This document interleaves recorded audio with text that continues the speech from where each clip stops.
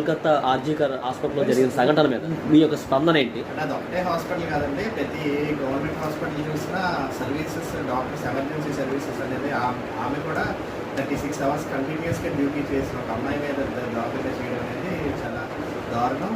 ఇదే కాదు, ఏ గవర్నమెంట్ హాస్పిటల్లో కూడా డాక్టర్స్ అనేది ప్రొటెక్షన్ లేదు.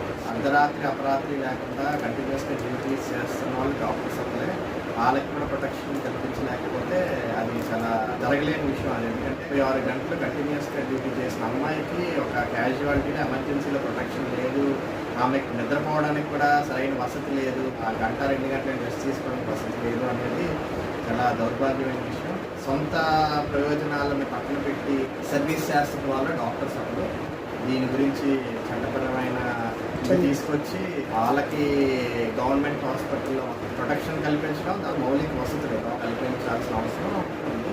అది చేస్తారని భావిస్తున్నాను.